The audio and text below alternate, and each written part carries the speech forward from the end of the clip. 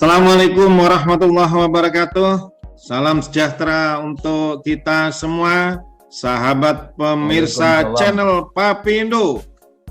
Kali ini saya akan berbincang dengan Bapak Sudarsono, SE CDCS.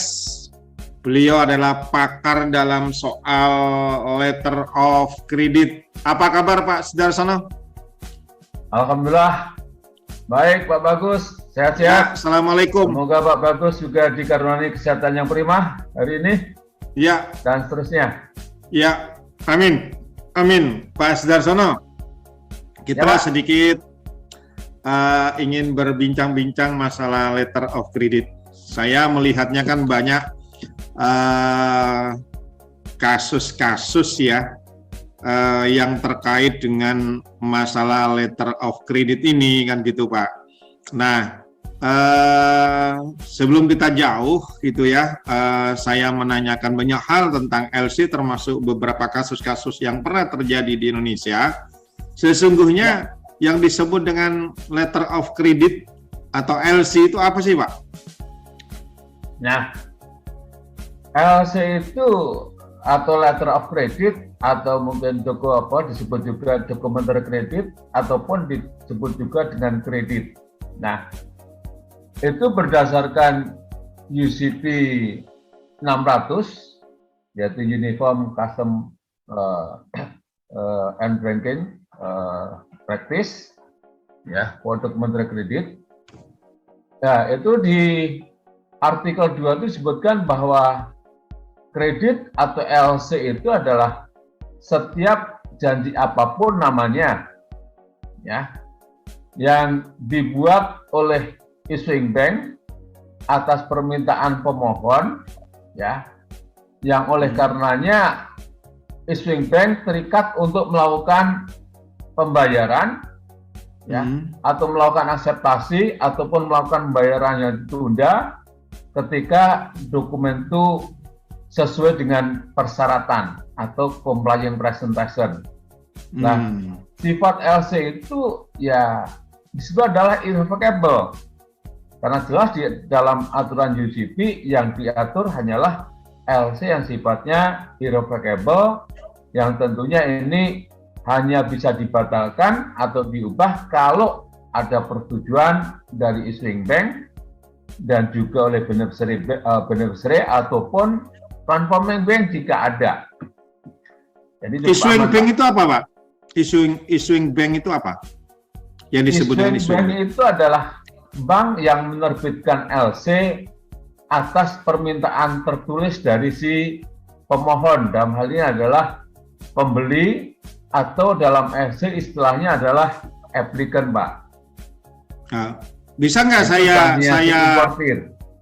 bisa nggak misalnya saya secara sederhana mengatakan bahwa LC itu adalah surat jaminan antara penjual dan pembeli. Bisa nggak seperti itu, Pak? Tidak bisa, karena kalau surat antara pembeli dan penjual sebagai jaminan itu akan dituangkan di dalam kontrak. Nah, dalam LC ini adalah suatu janji dari issuing bank ya, yang akan melakukan pembayaran pada si beneficiary apabila persyaratan itu telah terpenuhi. Jadi ini adalah janjinya issuing bank atas permintaan dari si pemohon, dalam hal ini adalah si pembeli atau si importir ya, untuk melakukan pembayaran atau melakukan akseptasi dan melakukan pembayaran ketika dokumen itu telah dipenuhi oleh si eksportir yang sering disebut sebagai beneficiary di dalam LC, Pak. Ya, kalau demikian, bisa nggak saya mengatakan bahwa LC itu sebagai satu-satunya sistem pembayaran internasional yang paling aman? Saat ini bisa dikatakan demikian, yaitu menggunakan LC, ya. Dalam perkembangan nanti ada namanya bank payment obligation, itu juga cukup aman juga ya. Nah, ini memang saat ini tingkat kepercayaan antara si eksportir importir akan menjadi tumbuhan, ya. Ketika mereka itu belum begitu saling percaya, maka LC ini sebagai solusi alternatif untuk melakukan pembayaran. Kenapa demikian? Karena akan dianggap aman baik dari sisi importir ataupun sisi eksportirnya. Ya. Nah, kalau begitu gimana ya Pak? Mekanismenya LC itu sendiri atau step-stepnya, langkah-langkahnya LC itu seperti apa? Nah, mungkin boleh anu Pak, boleh digambarkan dalam bentuk sebuah skema. Baik. Saya izin untuk coba share, ya.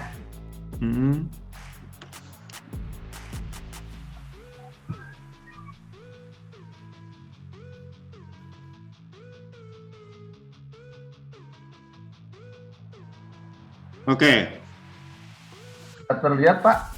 Boleh, ya, oke. Nah, oh ini proses autentik LC, ya, gimana itu Pak? Nah, ini LC yang autentik Pak, LC yang artinya dianggap asli, ya. Karena dalam praktek pun juga sebenarnya ada yang istilahnya LC fake atau LC bottom dan sebagainya pada dasarnya.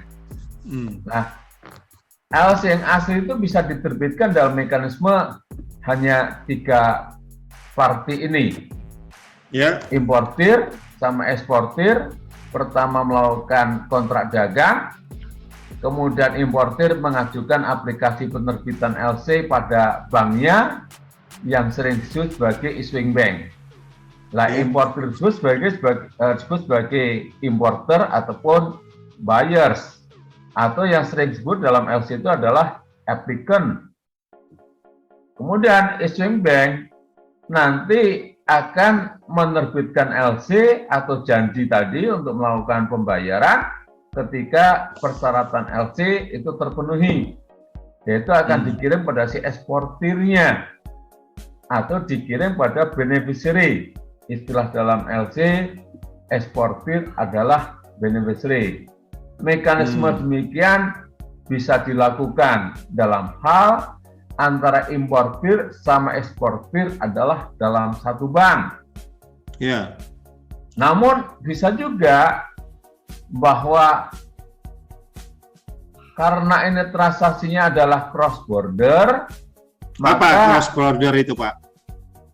Antar negara atau pedagang internasional yang melibatkan antara pembeli dan penjual itu ada di luar negeri, salah satu pihaknya.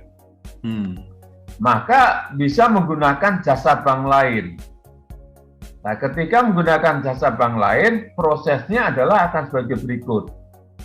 Antara importir sama eksportir, mereka akan mengadakan kontrak, ya. Kemudian importir atau applicant nanti akan berhubungan sama issuing bank-nya atau banknya si importir, ya. Issuing bank, saya mohon bantuan untuk diterbitkan LC untuk keuntungan eksportir saya. Ya. Nah, sampai di situ dulu Pak, sampai di situ dulu. Saya ingin bertanya, importir meminta untuk penerbitan LC, berarti importir tentunya harus punya dana di issuing bank itu Pak? Nah, dari penerbitan LC itu kan tentu nanti ada risiko daripada issuing bank, yaitu berupa credit risk bagi si importir. Oleh karena itu, jika importir belum merupakan debitur daripada si issuing bank, atau importir tidak punya fasilitas non cash loan ataupun plafon ataupun lain daripada si issuing bank, maka importir harus menyediakan dana tunai sebagai cover jaminan untuk penerbitan LC. Namun sebesar apa? Sebesar berapa persen, Pak? Dana tunai itu? Kalau katakan mereka itu non debitur, itu bisa 100% dari nilai LC. Tetapi itu sifatnya sebagai jaminan yang mana ketika misalnya tidak terjadi realisasi ekspor, maka jaminan itu bisa dikembalikan pada si importir yang bersangkutan. Oke. Lalu aman. Lanjut proses berikutnya apa, Pak? Oke. Proses berikutnya ketika persyaratan tadi telah terpenuhi, ya, maka issuing bank itu akan menerbitkan LC. Ya, akan terbitkan LC ke advising bank. Advising bank itu maksudnya apa?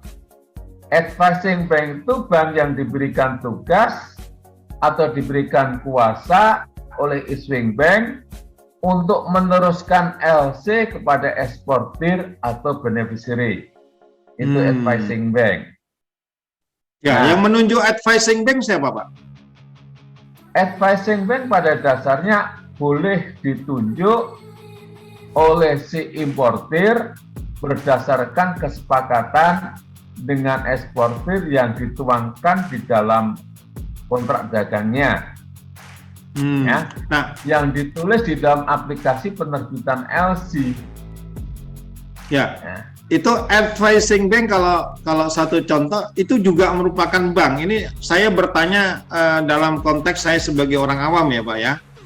Advising bank yang disebut advising bank itu apa? Itu lembaga perbankan atau apa?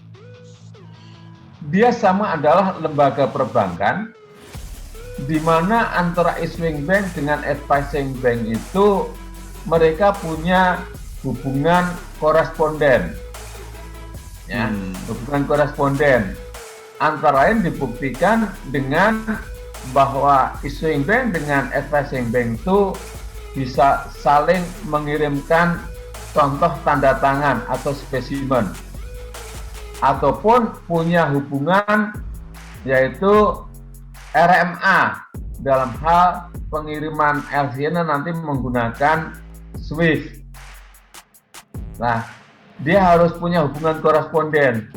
Kalau tidak punya hubungan koresponden, maka LC itu tidak bisa diterbitkan kepada bank yang non-koresponden. Oleh karena itu, meskipun importir telah menunjuk advising bank, ketika issuing bank tidak punya hubungan koresponden dengan bank yang ditunjuk, maka issuing bank nanti akan memilih jasa bank lain untuk meneruskan LC yang mereka itu punya hubungan korespondennya, Pak. Oke, antara issuing bank dengan advising bank itu harus beda bank. Harus beda bank, Pak. Dalam hal cross border, ini sering terjadi bahwa dia adalah beda bank. Boleh nggak dengan anak perusahaan issuing bank? Boleh. Boleh dia dengan bank seperti tadi bank lain, tetapi mereka korespondennya dari issuing bank, itu boleh, Pak. Oke. Lalu langkah berikutnya apa, Pak? Langkah berikutnya adalah ketika advising bank sudah meyakini, sudah memeriksa keaslian daripada LC-nya atau autentikasi LC-nya, maka advising bank akan meneruskan LC kepada si eksportir atau beneficiary. Oke, kalau jadi, begitu, kalau begitu Pak, dalam, ya, saya potong dulu. Kalau begitu, di dalam LC itu sudah menunjuk nama eksportirnya, kalau begitu kan ya? Betul, Pak. Jadi di dalam LC-nya sudah disebutkan nama eksportir atau beneficiary tadi, nama dan alamatnya.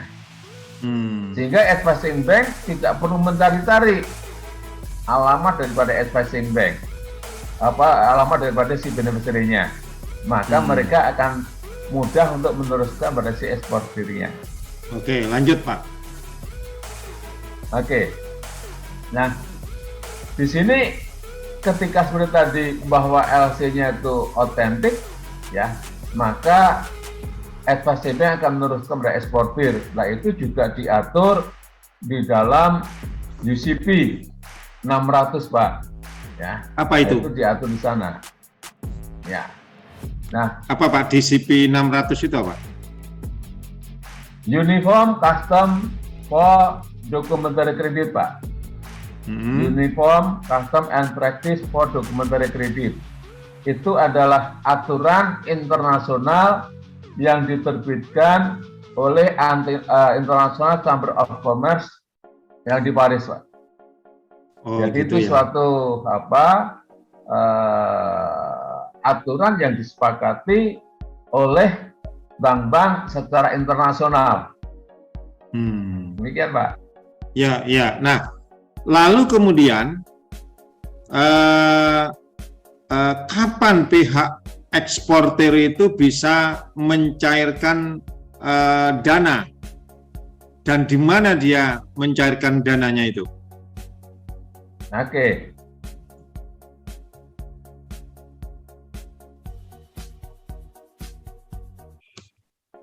Ini untuk pencairan dananya, ya, pencairan dana pada dasarnya ketika si eksportir sudah mengirimkan barang, ya, sudah mengirimkan barang melalui maskapai pelayaran, maka eksportir nanti akan menerima transport dokumen, misalnya bill of lading. Kemudian eksportir tadi akan memenuhi persyaratan di dalam LC-nya, terutama adalah dokumen-dokumen yang disyaratkan di dalam LC. Misalnya di sana ada draft atau bill of exchange, ya. Kemudian ada invoice, kemudian ada BL, kemudian ada packing list, kemudian mungkin ada sertifikat of origin dan dokumen lainnya yang disyaratkan dalam LC. Oke. Maka eksportir nanti akan membuat surat pengantar atau aplikasi vessel dokumenter kepada banknya. Ya, banknya itu yang mana yang disebut dengan banknya itu? Nah, banknya eksportir bisa juga pada advising bank itu sendiri, atau misalnya eksportir itu punya bank selain pada advising bank, tetapi LC-nya itu sifatnya adalah bebas atau freely untuk negosiasi, maka bisa disampaikan pada bank lain yang dimana eksportir punya rekeningnya. Tapi berarti surat apa yang disebut dengan surat wesel apa tadi itu diajukan kepada bank di mana eksportir punya rekening di situ berarti kan ya? Betul, Pak. Nah, itu harus disertai dengan yang dokumen-dokumen yang dokumen tadi. Itu.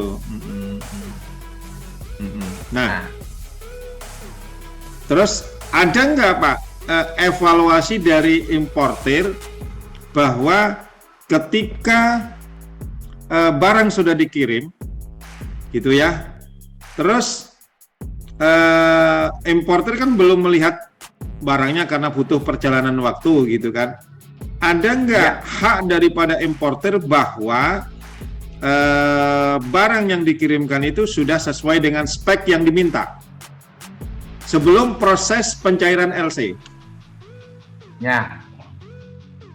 Jadi bisa juga bahwa importir mengantisipasi atau melakukan mitigasi risiko terhadap kualitas barang yang dipesan.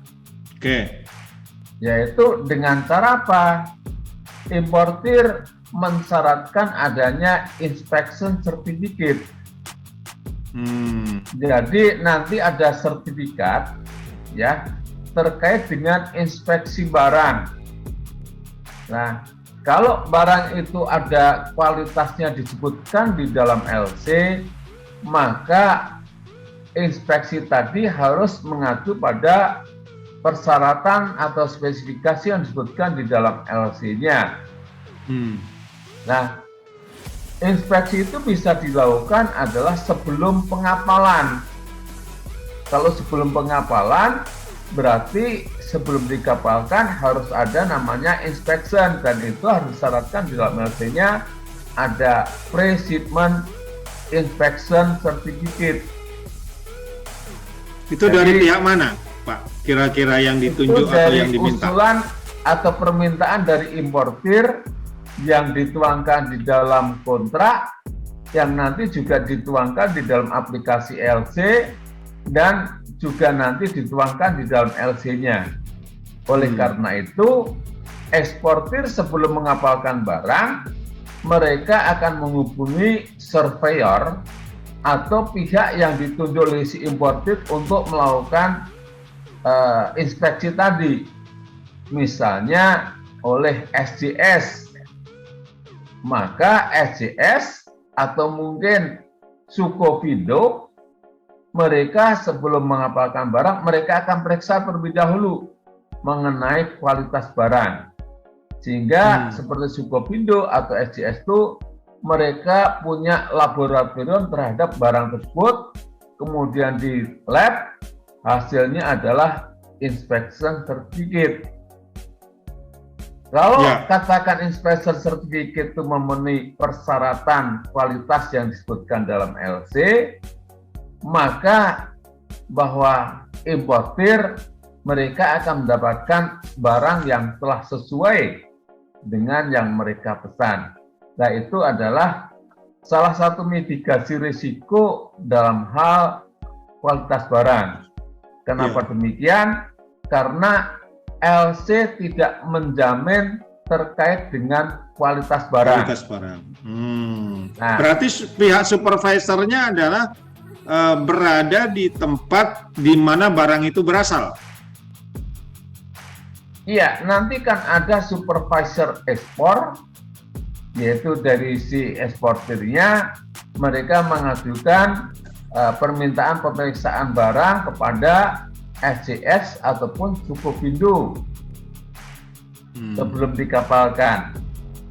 Tetapi nanti juga ada supervisor bagi si importir. Ketika mereka nanti terima dokumen, harus mencocokkan antara dokumen yang disyaratkan dengan LC dengan kopi LC yang mereka telah terima sama atau tidak, termasuk juga dengan kualitasnya. Dua-duanya ya, berarti ya harus dicocokkan juga, sama. Iya, bisa dicocokkan juga dengan baik itu dengan syarat LC ataupun dengan kontraknya, karena dasarnya dia adalah kontrak dagang. Iya.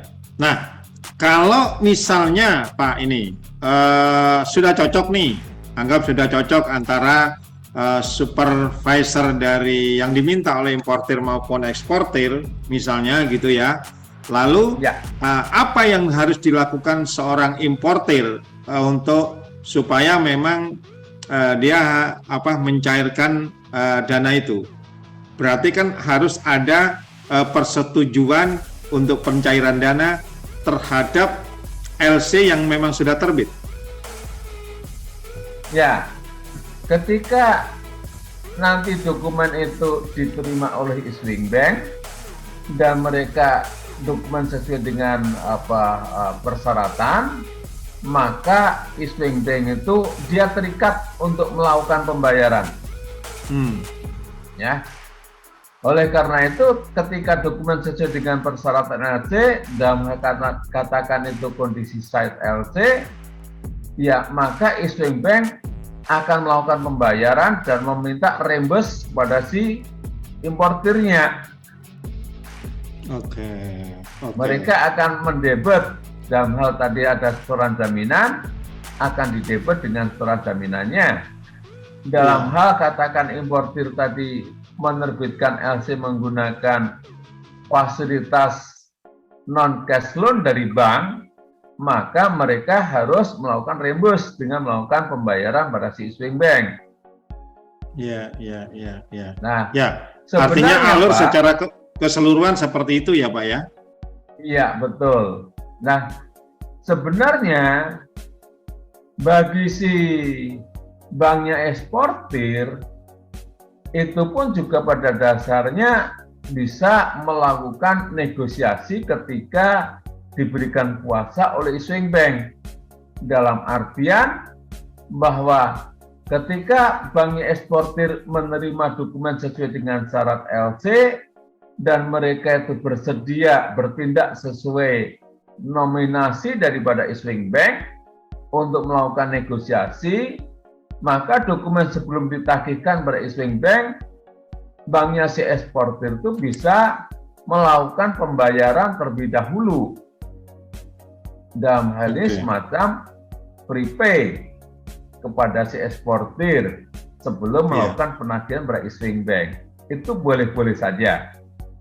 Iya, iya. Itu Pak Tarsono, tolong tahan dulu. Ini masih seru kelihatannya. Baik, ya. Kita pakai yang video ini sebagai bagian yang pertama dan kita akan lanjutkan di bagian kedua. Pemirsa channel Papindo, untuk bagian yang pertama tentang proses autentik daripada LC kita cukupkan sekian. Terima kasih atas perhatiannya. Assalamualaikum warahmatullahi wabarakatuh.